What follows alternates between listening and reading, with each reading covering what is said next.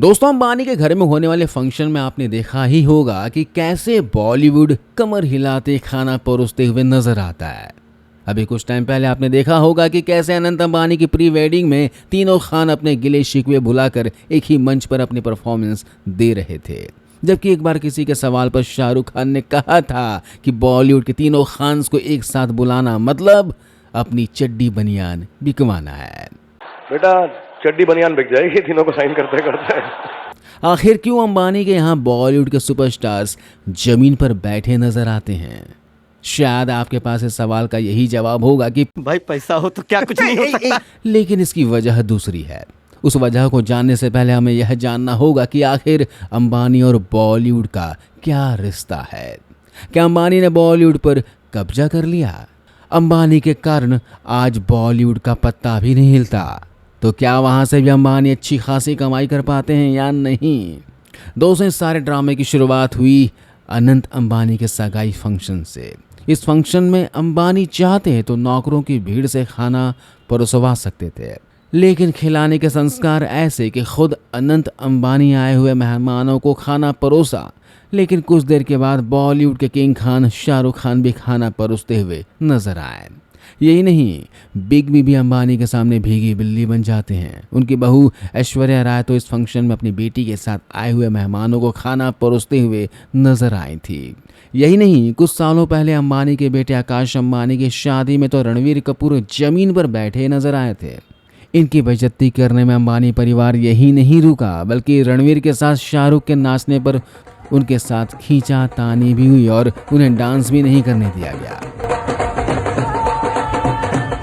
जो सितारे दुनिया के सामने रौब झाड़ते हैं, वो सितारे अंबानी के सामने पानी भरते नजर आते हैं।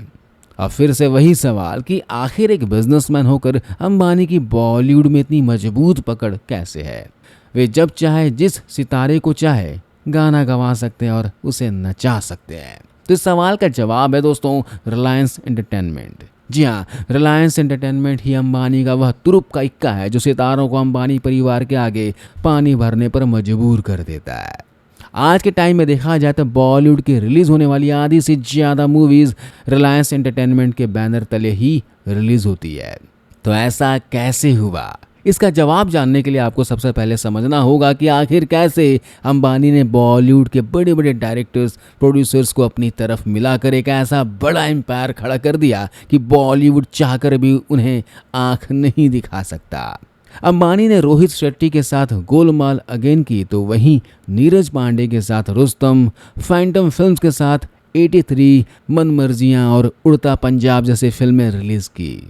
ये सभी बॉलीवुड के बड़े प्रोड्यूसर्स और डायरेक्टर हैं। तो इनके अलावा भी अधिकतर प्रोड्यूसर और डायरेक्टर रिलायंस एंटरटेनमेंट के साथ हाथ मिलाकर बैठे हुए हैं।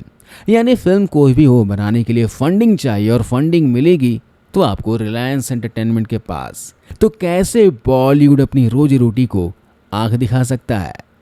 अंबानी फिल्मों में फंडिंग करके हर साल लगभग $21.9 मिलियन का मुनाफा कमाते हैं। तो इनका यूट्यूब पर भी एक चैनल है जिसके 6 मिलियन से भी ज़्यादा सब्सक्राइबर्स हैं। यानी यहाँ से भी अच्छा खासा मुनाफा कमाते हैं। यही नहीं, मुकेश अंबानी एक अच्छे बिजनेसमैन तो हैं। वे अपनी ब्रांड्स की ब्रांडिंग के लिए जब चाहे तब फिल्मी सितारों को काम में ले लेते हैं। जैसे कि रिलायंस रिटेल की ब्रांडिंग के लिए करीना कपूर, सुहाना खान और कियारा अडवाणी ब्रांड एम्बेसडर हैं। शायद आपको लगता होगा कि सिर्फ रिलायंस एंटरटेनमेंट के कारण ही बॉलीवुड उनके आगे झुकता रहता है, तो आप गलत है। क्योंकि बॉलीवुड को झुकाने के लिए मुकेश अंबानी के पास दूसरा हुक्म का इक्का है, और वो इक्का है जियो। जी हाँ, जियो। जब अंबानी ने जियो लॉन्च किया तो सब कुछ फ्री कर दिया, और यहाँ भी इन्होंने बॉलीवुड सितारों का जमकर यूज किया। जैसे कि वीडियो कॉल पर अमिताभ बच्चन से कोई भी बात कर सकता था, तो वहीं Shahrukh Khan film award ceremony में सलमान खान को जियो का सिम कार्ड बेचते हुए नजर आए। यही नहीं, उन्होंने बताया कि कैसे आप दूसरे नेटवर्क से जियो में बिना अपना नंबर बदले पोर्ट कर सकते हैं। लेकिन हमारे पास एक फैसिलिटी है MNP, हम जो है तेरा वही नंबर रख सकते हैं। अंबानी यही नहीं रुके, बल्कि उन्होंने देश के प्रधानमंत्री मोदी जी को भी जियो की ब्रांडिंग के लिए इस्तेमाल किया था। अंबानीज मार्केटिंग के मामले में बड़े ही शातिर हैं। शायद उन्होंने सोचा होगा कि इंडिया का हर एक पॉपुलर और पावरफुल इंसान जियो की ब्रांडिंग करे और वे इसमें सफल भी हुए। लेकिन यहाँ एक सवाल ये आता है कि इस सारे ड्रामे में जनता का क्या फ़ायदा है। दोस्तों, एक टाइम था जब आपको आईपीएल के लिए हॉटस्टार को पेमेंट करना पड़ता था, लेकिन आज आप उसी आईपीएल को जियो टीवी पर फ्री में देख सकते हैं। तो ही बिग बॉस और खतरों के खिलाड़ी को भी जियो सिनेमा पर फ्री में देख सकते हैं।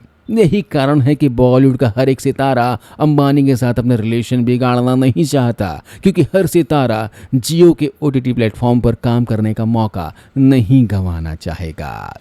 आज जियो बहुत ज़्यादा आगे की सोच के साथ आगे बढ़ रहा है, जैसे कि साल 2018 की मामी शॉर्ट्स फिल्म कंपटीशन। यह एक ऐसा कंपटीशन है जहां उभरते प्रोड्यूसर, डायरेक्टर और सितारे अपनी शॉर्ट फिल्में रिलीज करते हैं, जिसे देखने बॉलीवुड के सितारे आते हैं। इस फिल्म कंपटीशन को स्पॉन्सर करने वाला भी जियो ही था, यानी कि अंबानी भविष्य के कलाकारों को भी कहीं और जाने से पहले ही अपने कब्जे में कर लेना चाहता है। यहाँ पर अंबानी ने एक अनाउंस किया था कि जो भी इस कंपटीशन को जीतेगा उसे 3 इडियट्स के प्रोड्यूसर विधु विनोद चोपड़ा के साथ काम करने का मौका मिलेगा। अब भला कौन ऐसी ग्रेट अपॉर्चुनिटी को छोड़ना चाहेगा, और ऐसी ग्रेट अपॉर्चुनिटी को देने वाले यानी अंबानी को तो बिल्कुल भी नहीं छोड़ेगा। यही नहीं दोस्तों, अब अंबानी ने हॉलीवुड को भी अपने कब्जे में लेना शुरू कर दिया। ऐसे में कौन ऐसा बॉलीवुड सितारा होगा जो अंबानी की छत्र छाया में नहीं रहना चाहेगा। फिर इसके लिए वह अंबानी के कहने पर कुछ भी करने और कहीं भी जाने के लिए तैयार है। तो यह दोस्तों बॉलीवुड और अंबानी की कहानी।